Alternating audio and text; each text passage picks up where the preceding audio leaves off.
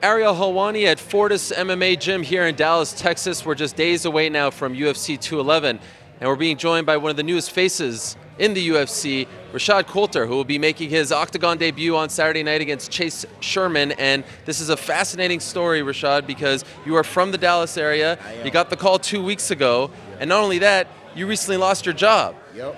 So first of all, what was it like when you actually got the call that you'd be fighting in the biggest organization in the world?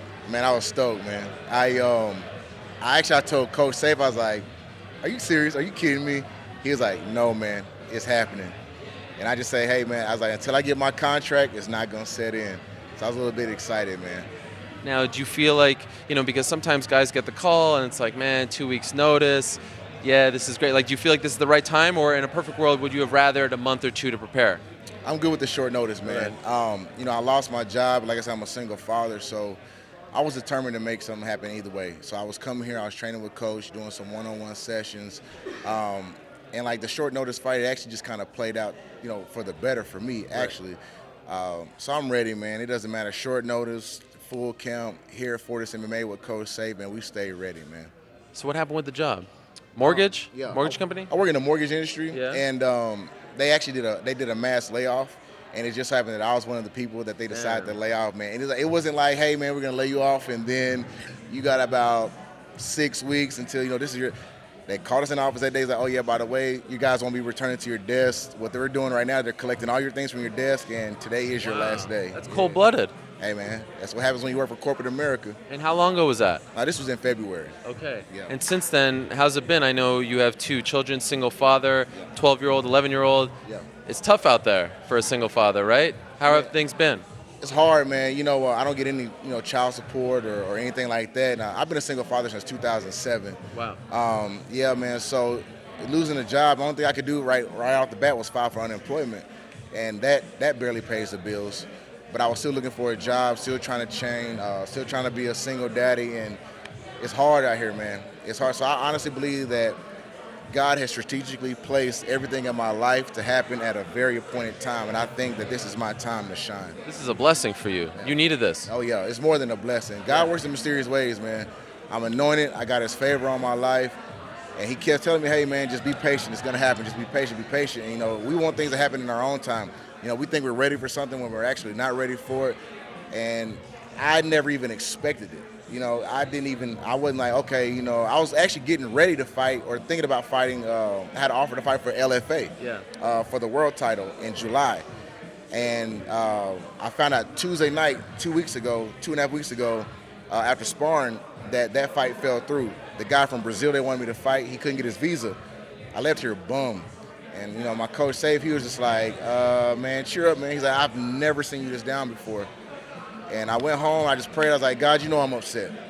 I said, I was needed that fight. I was banking on that fight. I was like, this is what the fight I was going to have. Possibly to get me to the UFC, undefeated guy coming from Brazil is going to be a tough fight.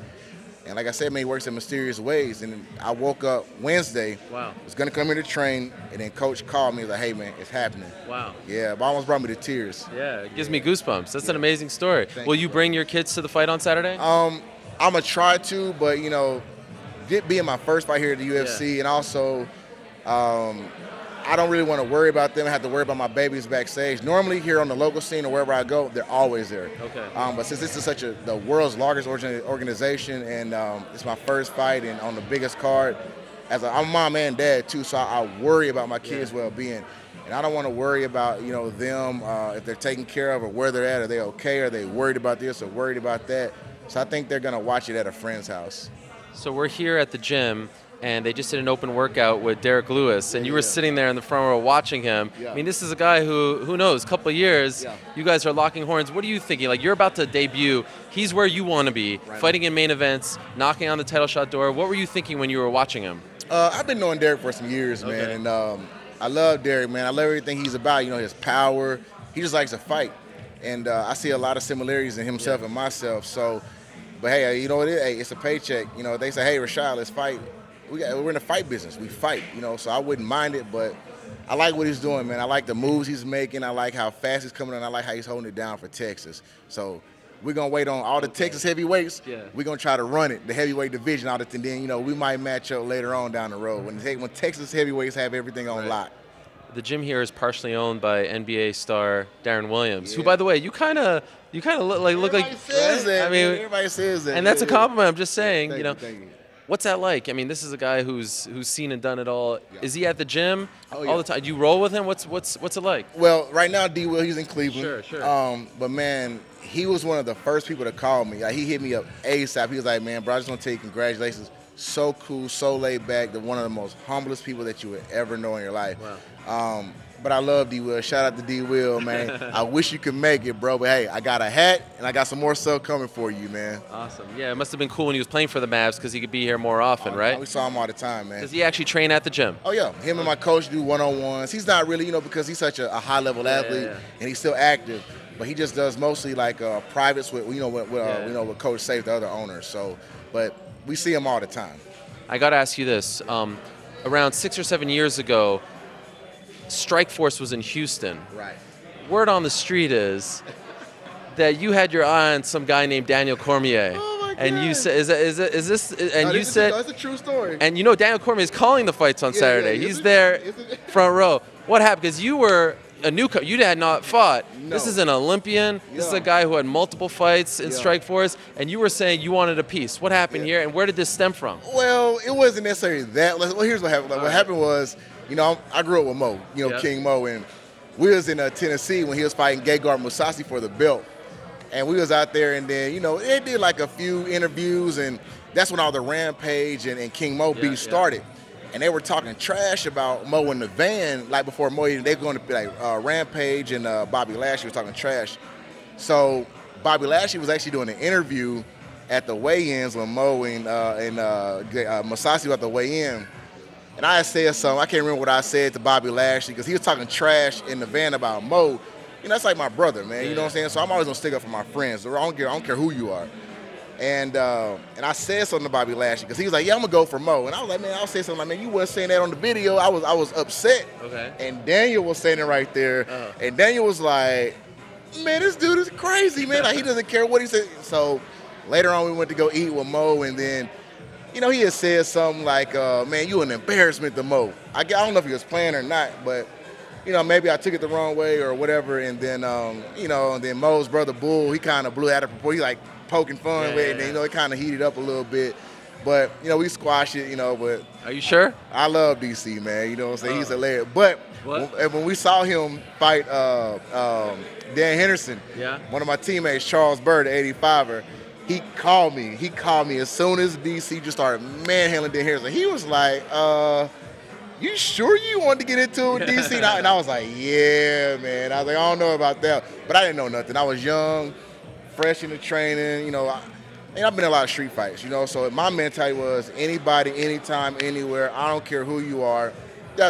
Now you can barely get a word out of me now, but that was a high-headed me back then. Like I said, much love to DC, man. He's doing things that I want to do, So I love the dude, man. He's made leaps and bounds, coming from not even being a contender to getting signed in Strikeforce to being a heavyweight to look where he is now, the champion. So much love to DC, man. Listen, you want to make some noise on Saturday? You finish Sherman, and then you look at DC. I'm going to go say something to him. Say something to him. He'll love that. He'll eat it up, and he'll put you over, too. Hey, man, you got to understand this, though. Never talk trash to a man that has a microphone. That's true. You know what I'm saying? Like, he can ruin me. You know what I'm saying? Like, true. he has the word. I don't. You know what I'm saying? They can be like, "Man, who's this guy?" So I know my place, man. Last quick thing, 48 hours away from the fight, less than 24 hours from the weigh-ins. Yeah. I mean, what is going through your mind? Do you have butterflies? I mean, you seem like you're just a guy hanging out at the gym, but this is the biggest moment of your career. What is going on in here? Honestly, I'm blessed, man. I just thank God that He's given me the opportunity to have the people around me, the coaching that I have. I've been prepared for the moment. And like I said, I honestly believe this is the door that God has opened for me. And God tells you, don't be nervous, don't fear, don't have no fear, don't be nothing. You know what I'm saying? So I have God on my side, man. And I'm not gonna be satisfied. I'm satisfied that I've signed with the UFC, but you gotta think, this is like a temp to hire job, right? So I'll be satisfied when I get my next contract. Like, okay, you know what? We're gonna sign you to 3 more fights. Then I feel like I accomplished something. I can't really gloat and be excited and be happy. I haven't accomplished anything yet. So I have to go out here and I got to get this win, and it has to be impressive and it has to be dominant for them to be like, okay, who's this guy? Good luck to you, man. What a story. Thank you so much. Very happy for you and can't wait to see you debut on Saturday. You interview me, man. I feel good now, man. I finally got Errol Wine to interview me, man. I feel so good. We made it. Thank you, brother. I appreciate you, man. Thank you. Thank Appreciate you.